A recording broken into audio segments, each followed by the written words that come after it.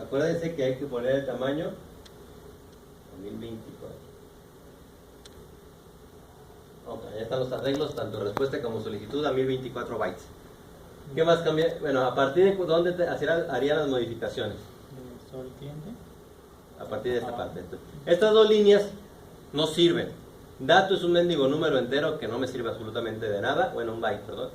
Y se guarda en el índice 0, que el índice 0 no lo vamos a modificar. Por lo cual esas dos líneas las pueden quitar a la...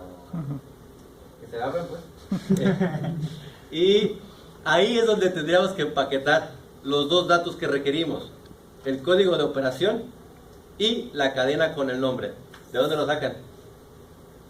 Ahí está el problema. Habíamos dicho que vamos a modificar 3 clases. La tercera clase a modificar se encuentra en el mismo paquete donde corremos.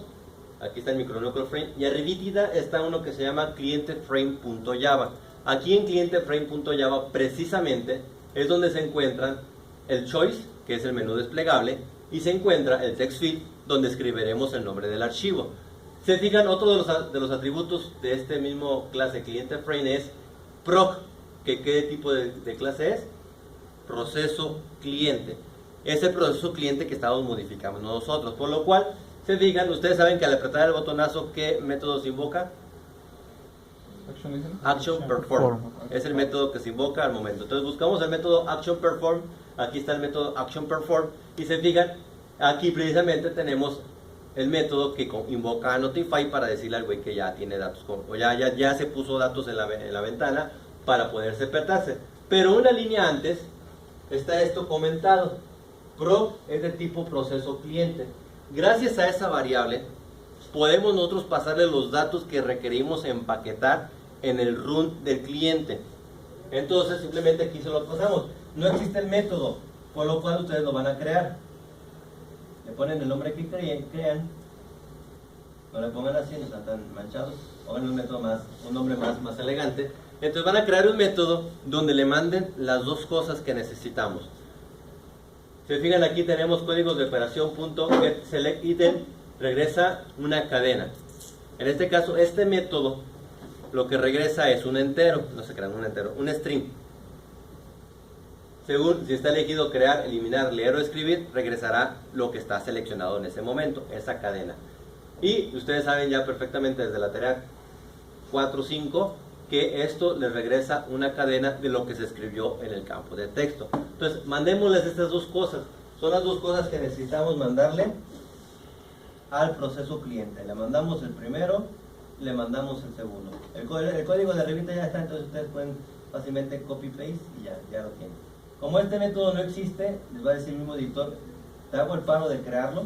Le decimos, pues sí, hazme el paro de crearlo. Y lo va a crear precisamente en proceso cliente.java.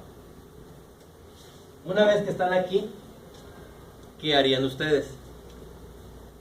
Recibimos dos cadenas, uno con el com, que es el código de operación, y otro con text, que se llama text, que es lo que tiene el campo de texto. ¿Qué haríamos aquí? El de get bit. Bueno, en este caso, necesitamos que estos dos datos, que este llegue como short aquí, y que este llegue como, se puede tener ya como cadena, incluso pues puede llegar, que llegue también aquí. La única manera de poderlos pasar o que sean visibles para acá es creando atributos. Atributos de la clase que precisamente sean, ¿cómo se llama? Nombre. Por referencia, ¿no? No, pues simplemente, no en sí por referencia, sino simplemente, si tú tienes atributos de la clase y el método ese que está abajo llena los atributos son visibles al interior del run, simplemente porque ya fueron llenados. Entonces, porque aquí el string sí se va a pasar por referencia, pero por ejemplo el short no se va a pasar por referencia porque es tipo de dato primitivo. Pero precisamente es lo que vamos a hacer. Si este compa se queda suspendido aquí hasta que se aprieta el botonazo, quiere decir que por fuerza, cuando yo esté en esta parte del run, a fuerzas, los dos datos del código de operación y del mensaje están llenos. ¿Por qué? Porque una línea antes de despertarlo, voy a invocar a este método y este método llenará los atributos. Entonces, por fuerza en esta parte del código, el código de operación y la cadena a guardar están guardadas. Ahora bien, lo único que nos queda es de que el código de operación es una cadena. Hay gente que lo que pueden hacer aquí es, si com equals in our case es igual a crear, guardamos un número, 51. Si es igual a eliminar, guardamos 52. Si es igual a quién sabe qué, entonces podrían ustedes poner una opción por cada uno de ellos. Por ejemplo, si com punto equals in our case to crear,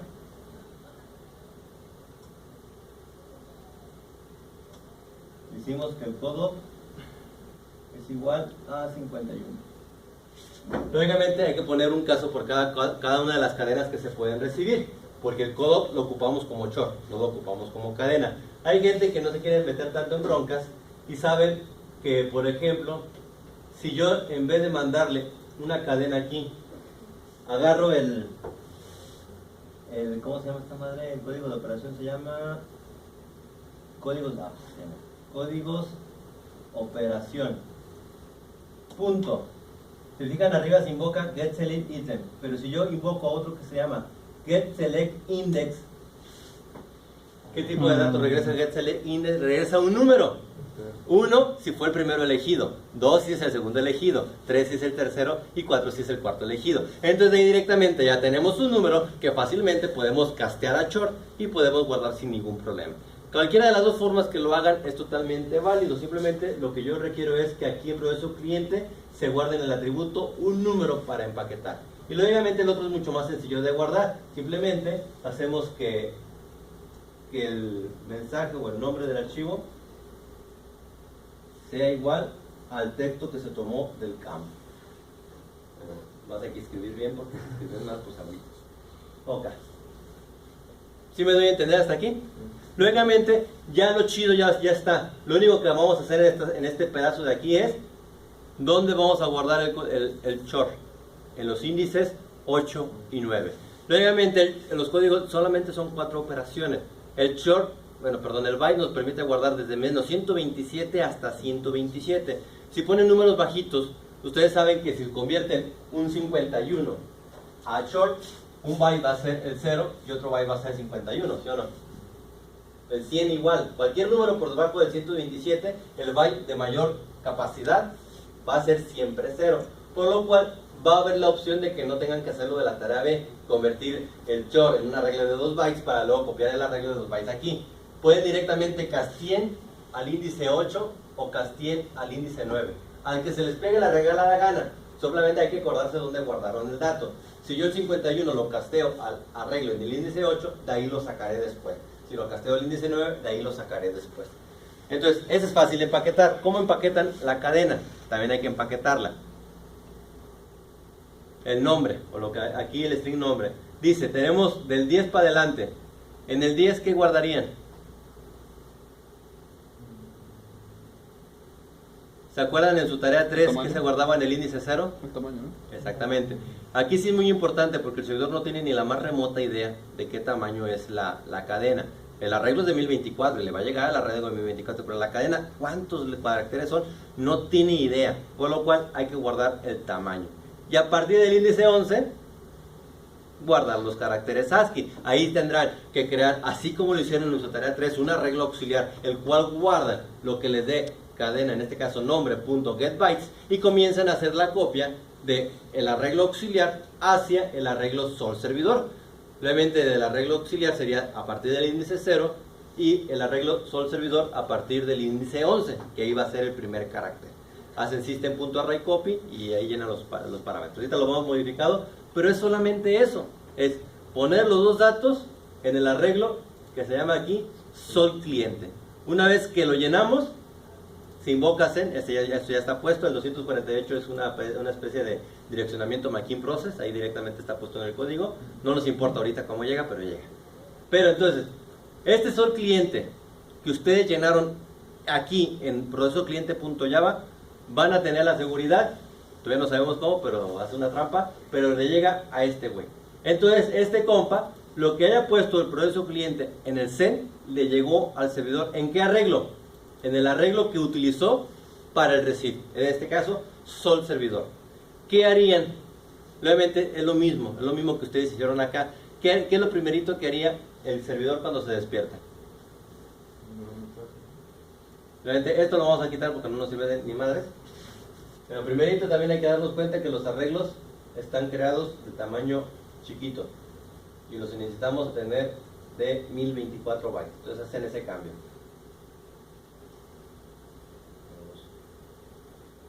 ¿Qué datos le guardamos al servidor en la solicitud? ¿Qué fue lo que se guardó en la solicitud? El codo. El codo y el nombre. Entonces, ¿qué es lo primero que sacarían? El codo, correctamente. Ustedes saben que en el índice 8 o en el 9 de este arreglo va a estar un código de operación. Hay que sacarlo o guardarlo en un short en este caso. ¿Y qué hace con ese short? Hacer un switch, porque obviamente, según lo que quiera el cliente, es la operación que se va a hacer. Si es 51 voy a crear, si es 52 voy a eliminar, si es 53 voy a leer, si es 54 voy a escribir. Entonces, ustedes de una vez podrían sacar el código de operación y luego también sacar la cadena. ¿Cómo van a crear la cadena? Recuerden que su tarea 3 también lo hicieron. Ponían new string. Decían, ¿a partir de qué arreglos? A partir del arreglo sol servidor. ¿A partir de qué índice? Del 11. ¿Cuántos bytes? Lo que tenga el 10. Así de facilito. Rearman la cadena y ya van a poder decir. Bueno, en este caso, ahí mismo el archivo PDF, que no lo voy a leer, ustedes lo lean por el caso de Hobby, pero lo que dice es que las operaciones no se deben de hacer de forma real. Se pueden hacer solamente de forma simbólica. Entonces, lo que pueden poner solamente en los switch, en cada caso del switch, es el archivo de tal nombre se creó de manera correcta. El archivo de tal nombre se eliminó de manera correcta. El archivo de tal nombre se leyó de manera correcta y la cadena tal se escribió de forma correcta en tal archivo. Obviamente, cada operación o cada caso tendrá una respuesta distinta. Las respuestas van a ser cadenas. Pero entonces lo que ustedes van a hacer en esta parte de aquí, hacer ese switch, tener una respuesta, crear una cadena respuesta distinta para cada operación y esa cadena respuesta, ¿dónde habría que guardarla?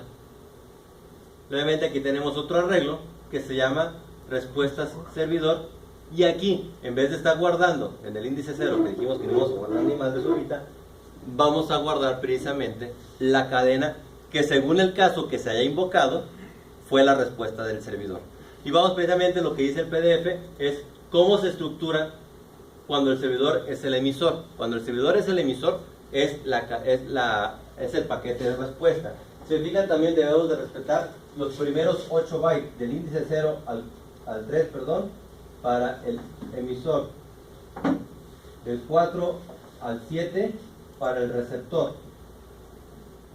Y ya no hay código de operación, lógicamente al cliente no le importa. Lo único que nos pone es 1016 bytes para datos relativos a la respuesta. El tamaño del arreglo es igual para tener arreglos de tamaño fijo. ¿Cuáles son los datos relativos a la respuesta? Siempre va a ser una cadena. Por lo cual, ¿qué harían? En el índice 8, ¿qué guardan? El tamaño. Y en el índice 9, el primer carácter. Y ahí se agarran llenando todo, hacen la copia. Entonces, así de facilito. Lo que van a hacer ahí, en prueba de servidor.java, es precisamente que ya según los switch van a tener casos distintos, van a tener una respuesta distinta para cada caso, llenan respuesta servidor con el tamaño y con los caracteres ASCII de la cadena, y no vayan a quitar esa pausa porque si la quitan, resulta que el cliente puede invocar a receive antes de que el otro güey ya, más bien este combo puede invocar a send antes de que el cliente invoque a receive porque lo están corriendo en la misma máquina. Entonces, para evitar eso, se le pone una pequeñísima pausa para darle chance al cliente de invocar a receive. No la quiten, pero entonces aquí también dejan el 0. Este envía lo que preparó. El send se va a encargar de que ese arreglo que nosotros llenamos con una cadena de respuesta le llegue al cliente. Y obviamente el cliente se va a despertar de aquí y espera que en este arreglo que utilizó para el receive, que tenga lo que el servidor preparó como respuesta. Entonces aquí, en vez de poner esto, ¿qué es lo que harían?